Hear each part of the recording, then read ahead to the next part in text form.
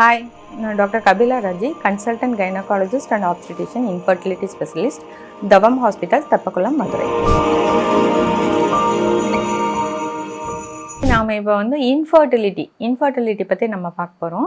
Infertility அப்படின்னா நம்ம எல்லாருமே ஃபீமேலை தான் அக்யூஸ் பண்ணுறாங்க. எடுத்த உடனே அவங்களுக்கு ஏதோ ப்ராப்ளம், அதனால தான் குழந்தை இல்லை அப்படின்னு சொல்லிட்டு. ஃபஸ்ட்டு இன்ஃபர்டிலிட்டி அப்படின்னா குழந்தை இன்மைன்றதை சொல்கிறோம். ஆனால் எல்லாத்தையுமே நம்ம இன்ஃபர்டிலிட்டி அப்படின்னு சொல்லக்கூடாது. குறைஞ்சது 1 வருஷ காலம் அவங்களுக்கு டைம் கொடுத்துருக்கணும். அந்த 1 வருஷ காலம் ஹஸ்பண்ட் ஒய்ஃப் கூட இருந்துருந்துருக்கணும். எந்தவித ப்ரொடெக்ஷனும் இல்லாமல் அவங்க ஹஸ்பண்டோடு சேர்ந்து இருந்து அவங்களுக்கு கன்சீவ் ஆகலைன்னா மட்டும்தான் நம்ம இன்ஃபர்டிலிட்டின்னு சொல்லணும். ஏன் அப்படின்னா நம்மளுக்கு குறைஞ்சது 80% பேர் இந்த 1 இயர் பீரியடில் கன்சீவ் ஆகிடுறாங்க. ஆனால் இப்போ உள்ள காலகட்டத்தில் ஹஸ்பண்ட் எங்கேயோ ஒர்க் பண்ணுறாங்க, ஒய்ஃப் எங்கேயோ இருக்காங்க. ஆனால் அந்த 1 மந்தில் அவங்களுக்கு 1 or 2 monthsலேயோ கன்சீவ் ஆகலை அப்படின்னா பயந்துக்கிறாங்க. உடனே டாக்டர்கிட்ட ஓடி வராங்க.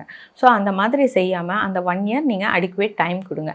செகண்ட் திங் அந்த இன்ஃபர்டிலிட்டி எவாலுவேஷன் 1 இயர்க்கு அப்புறம் தான் நம்ம பார்க்க ஆரம்பிக்கணும். பார்க்க ஆரம்பிக்கிற ஸ்டேஜில் இனிஷியல் பிளட் டெஸ்ட்லேருந்து என்ன டெஸ்ட்டு பண்ணுறோமோ அது போத் ஹஸ்பண்ட் அண்ட் ஒய்ஃப்க்கு ஈக்குவலாக தான் டிவைட் ஆகும். ஸோ ஃபஸ்ட்டு ஃபேமிலி கவுன்சிலிங்கில் தான் நம்ம ஸ்டார்ட் பண்ண முடியும். ஸோ என்ன பிரச்சனை எங்கேருந்து பிகின் ஆகுது அப்படின்னு சொல்லிட்டு அந்த கவுன்சிலிங் முடிஞ்சதுக்கப்புறம் ஒய்ஃப்க்கு ஒரு 4 பார்ட்டு நம்ம இருக்குது. அந்த எக்கு கரெக்டாக ரிலீஸ் ஆகுதான்றதை பார்க்குறதுக்கு தான் நம்ம ஃபாலிகுலர் ஸ்டடின்னு சொல்லுவோம். ஃபஸ்ட்டு 3 நாள் 4 நாள் மாத்திரை கொடுத்து கருமுட்டை ஒழுங்காக வளருதான்றதை 10ஆவது நாள்லேருந்து ஸ்கேன் பண்ணிவிட்டு அந்த கருமுட்டை கரெக்டாக வெடிக்கிற தருணத்தில் ஹஸ்பண்டோடு சேர்ந்துருங்கன்னு சொல்லி அவங்களுக்கு அட்வைஸ் பண்ணிவிட்டு நம்ம டேப்லெட் கொடுக்குறது. அடுத்தது அந்த கருமுட்டை கரெக்டாக போகுது அப்படின்னா அந்த கரு டியூப் அந்த முட்டையை கரெக்டாக கொண்டு கர்ப்பப்பையில் சேர்க்கணும். ஸோ அந்த கரு டியூப் ரெண்டுமே ஓப்பன் ஆகிருக்கான்னு செக் பண்ணுறது தான் அந்த டியூப்.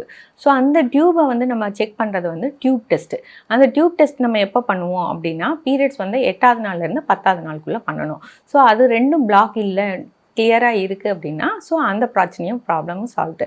அதுக்கடுத்து 3ஆவது நம்ம கர்ப்பப்பையை பார்க்கணும்.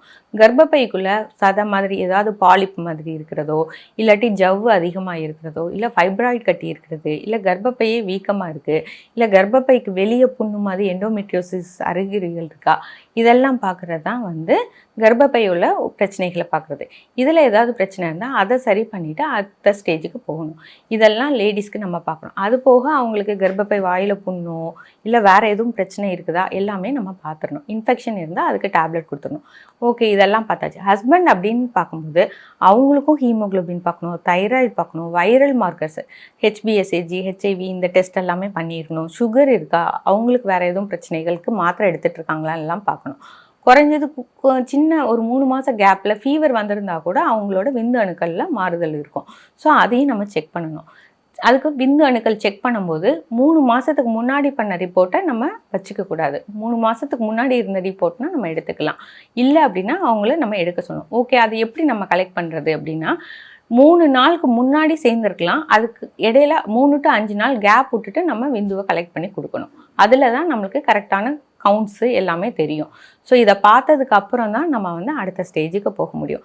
இன்ஃபேக்ட் இந்த இன்ஃபர்டிலிட்டி எவாலுவேஷனில் நம்மளுக்கு யூராலஜிஸ்ட் ஹெல்ப் தேவை. ஹஸ்பண்டுக்கு எதுவும் ப்ராப்ளம் இருக்கான்றது செக் பண்ணுறதுக்கு. அதே மாதிரி சைக்காட்ரிஸ்ட் ஹெல்ப் தேவை. ஏன்னா அவங்களுக்குள்ள ஏதோ ஒரு டிஸ்பியூட்டு ஸ்ட்ரெஸ்ஸு அண்டர்கோ பண்ணுறாங்களான்னு இந்த ஹெல்ப்பெல்லாம் வச்சு தான் நம்ம இன்ஃபர்டிலிட்டி எவாலுவேஷன் சொல்லி போக முடியும். ஆனால் நம்ம பிளைண்டாக ஒரு ஃபீமேலை இவங்களால தான் கன்சீவ் ஆக முடியல, இதுதான் பிரச்சனைன்னு சொல்லிட்டு அந்த ஃபீமேல் பார்ட்னரை மட்டும் கூப்பிட்டு டெஸ்ட் பண்ணுறது சரி கிடையாது. ஸோ இது குரூப் எஃபர்ட் நம்ம போட்டால் மட்டும்தான் நம்ம குழந்தைக்கான ட்ரீட்மெண்ட்டை கரெக்டாக கொண்டு போக முடியும். தேங்க்யூ.